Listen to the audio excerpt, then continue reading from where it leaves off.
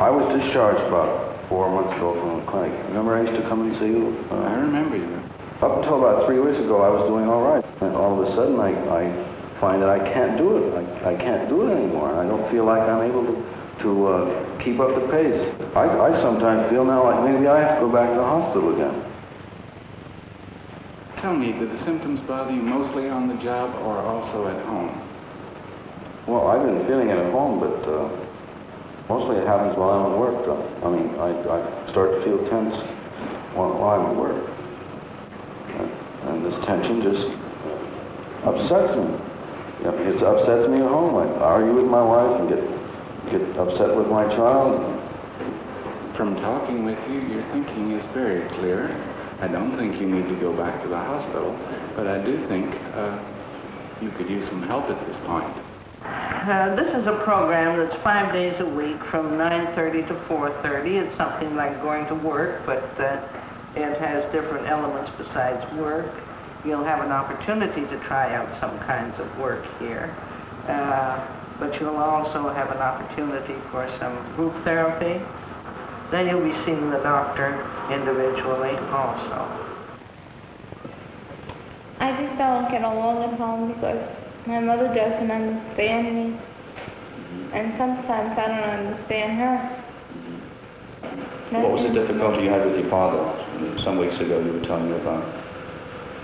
Like, if I come in about 5 minutes late,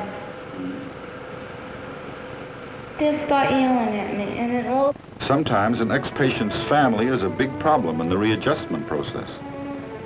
But the key to the program of the day hospital is the instruction of patients in the skills that they need for a living.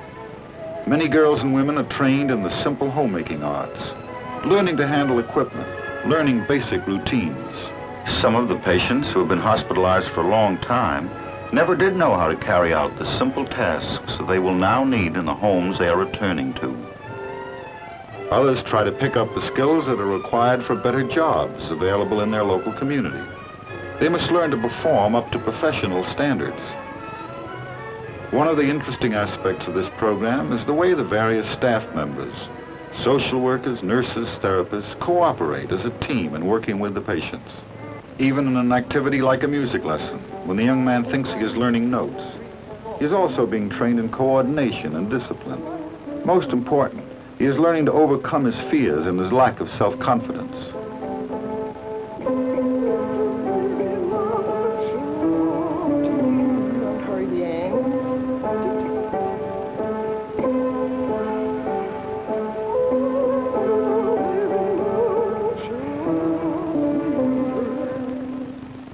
Once a patient begins to feel he is competent to exercise a skill, he begins to think about the possibility of getting a paying job.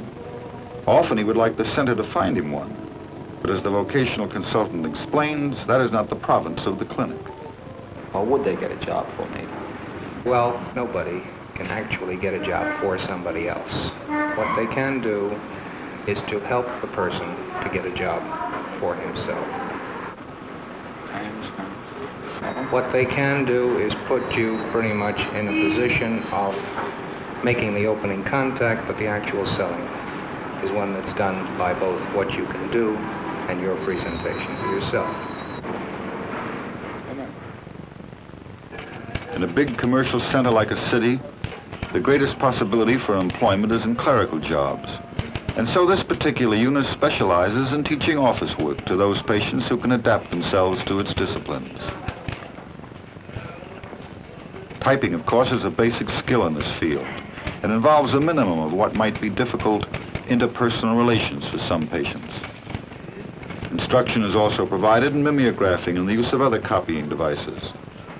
Some patients are taught to make use of dictating machines that are now standard equipment in most business offices.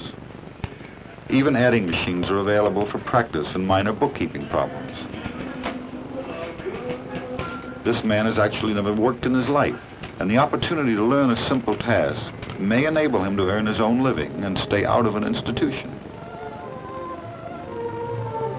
On the other hand, some patients are relearning skills that they once had and then lost.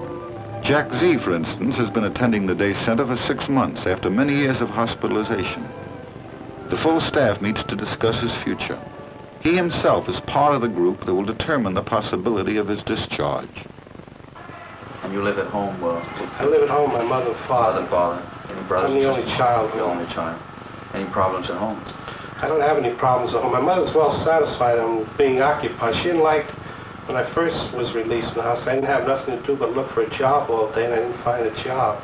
And now I'm in school all day. She likes that. She likes the idea I'm learning, and I might have a chance to get a job through the center. You've never lived away from home except when you were in the Army, right? Except when I was in the Coast Guard. Is that something you want to continue? Yes. How would you feel about living alone? Taking an apartment on your own, let's say. I'd like that too if it was necessary, but right now it's not necessary. What do you want? I like living with my parents. I get along with them very well. The other members of your family are married and moved out, right? That's right. They're all married, and they all have their own apartments. They all have children. They're all married. You mentioned that you were the only child. You meant the only child at home? Only child at home. There's four children, including myself. Jack will probably be encouraged to find a job now. For the center's function is to encourage the patient's complete return to the community. For here in the business of life is the beginning and end of psychiatric care. Here in the ebb and flow of community action. That is why so many different community agencies must join together in a combined effort to fight mental illness. It is why psychiatrists and their teams are now trained so that they know what is going on in the whole field of psychiatry, whether they work as private physicians or in a clinic or in a hospital. They learn how to dovetail their services, how to complement each other's skills, how to provide the continuous chain of care so that a disturbed adolescent can be treated early in a neighborhood clinic. And an old woman who cannot face the reality of her husband's death can be cared for in the local hospital. Different treatment is required for the young woman who has been in and out of institutions ever since childhood, or for the older man who substitutes imagined triumphs for his failures in real life, and different treatments when nervous systems have been destroyed by disease. But mental illness does respond to treatment. And tomorrow the appropriate treatment will be available where and when and how it is needed, as the chain grows longer and more complete. That is the new goal of psychiatry.